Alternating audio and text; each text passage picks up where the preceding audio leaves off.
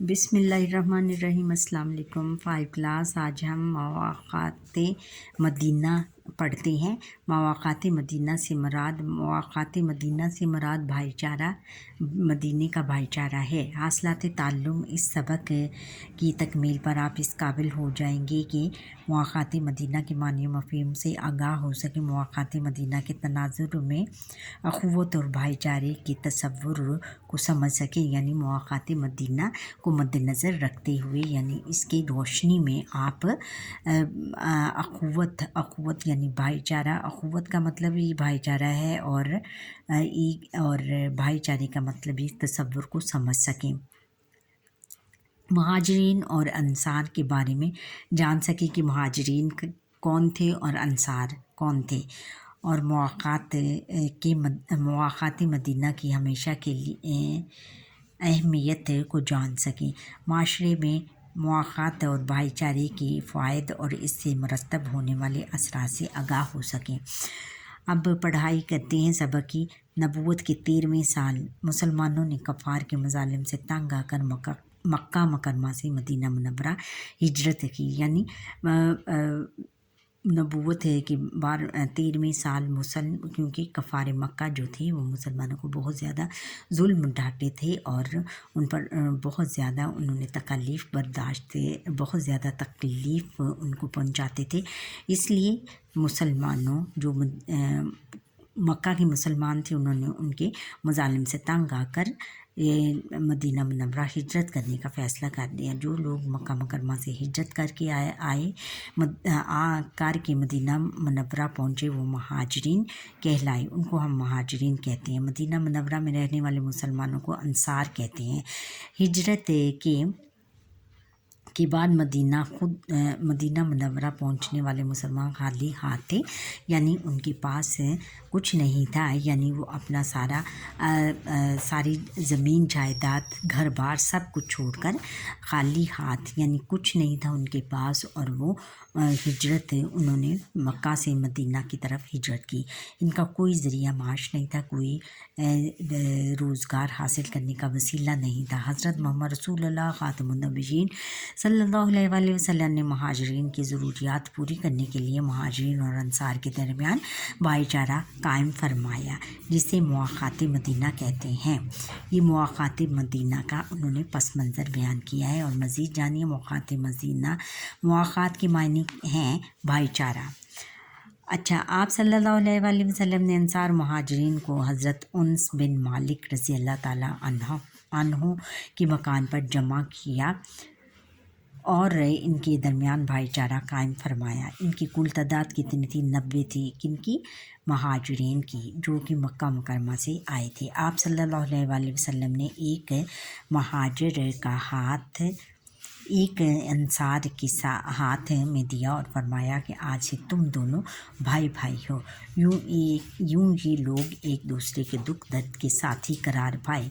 यानी इस मुवाक़ात में हुज़ूर नबी अकरम सल्लल्लाहु अलैहि वसल्लम ने तमाम मुसलमानों को इस बात का दर्स दिया कि सारे मुसलमान आपस में भाई भाई हैं, और जो भी मुसलमान हैं वो आपस में भाई हैं, और इनमें कोई तफरीक नहीं। गोरे को काले पर और काले को गोरे पर कोई फ़ौक़ियत हासिल नहीं।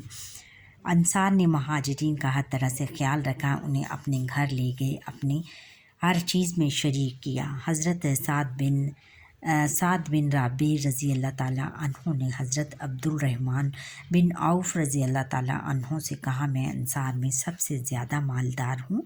आप रज़ी अल्लाह ताला अन्हु मेरा माल 2 हिस्सों में तकसीम करके आधा हिस्सा ले लें।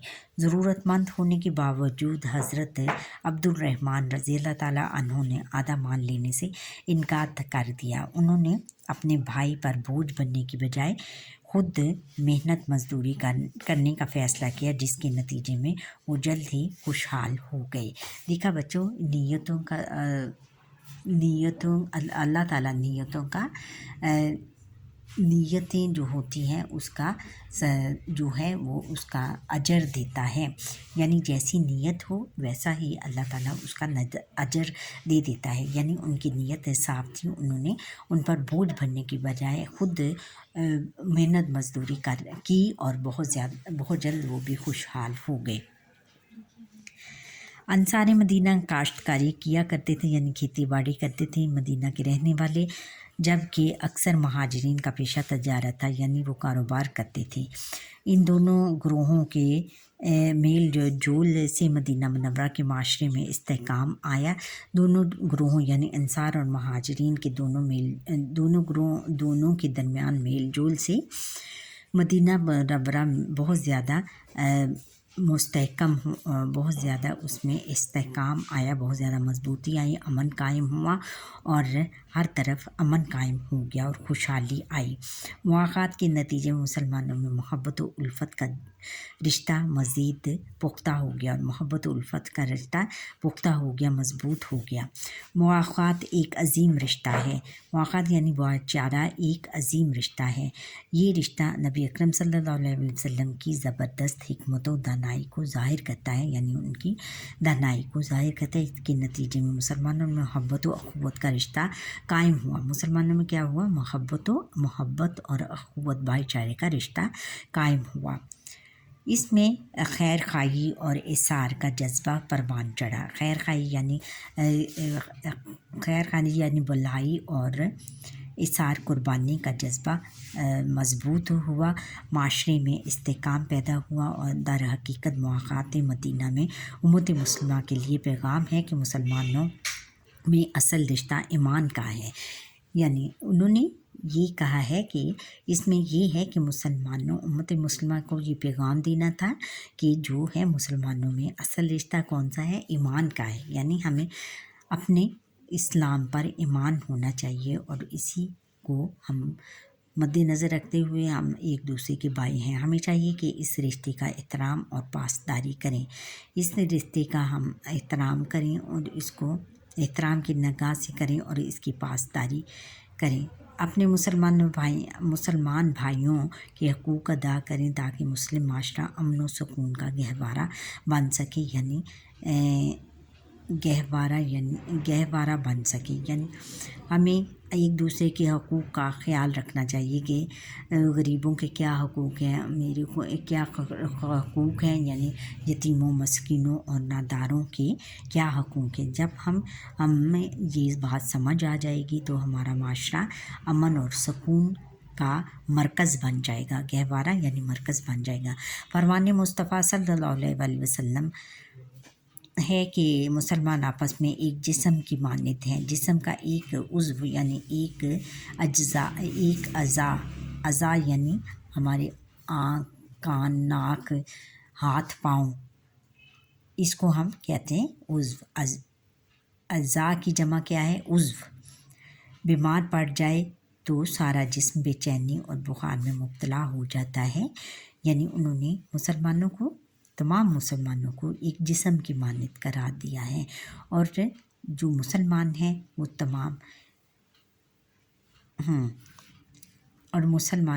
انہوں نے کہا ہے کہ تمام مسلمان آپس میں بھائی ہیں اور جو بھائی ہیں تمام وہ ایک عضو کی مانند ہے، یعنی ایک عضو کو جہاں بھی تکلیف ہوتی ہے ہمارے جسم میں، جس بھی عضو کو تکلیف ہوتی ہے، یعنی ہمارے کسی بھی باڈی پارٹ میں کوئی بھی ذرا سا بھی خراش آ جائے تو ہمیں رات بھر نیند نہیں آتی، اور اسی طرح انہوں نے مثال دی کہ تمام مسلمان ایک جسم کی مانند ہیں اور ہمیں ایک دوسرے کا اسی طرح خیال رکھنا چاہیے اور ہر کسی کے دکھ سکھ کو اپنا دکھ اور سکھ سمجھنا چاہیے، اپنا دکھ سمجھنا چاہیے اور اس کی مدد کرنی چاہیے۔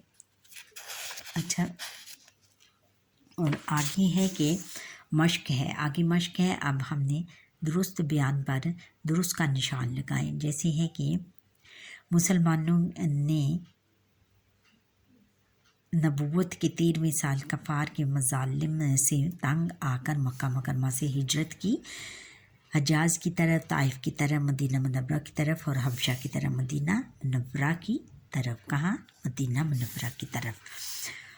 اور نبی اکرم صلی اللہ علیہ وآلہ وسلم نے انصار و مہاجرین کو کن کے مکان پر جمع کیا؟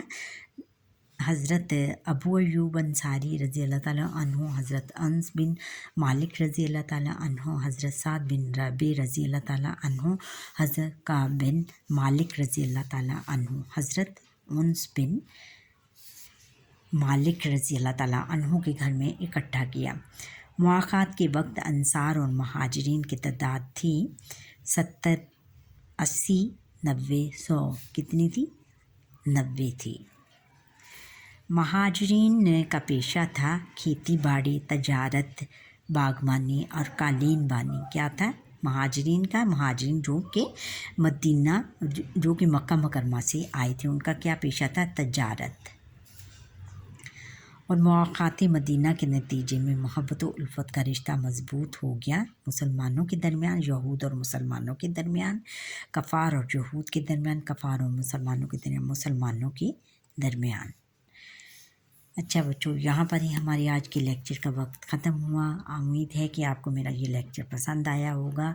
اگر پسند آیا ہے تو کمنٹ سیکشن میں کمنٹ کرنا نہ بھولیے گا، اور مجھے لائک، سبسکرائب اور بیل آئٹن پر کلک کریں۔ اللہ حافظ۔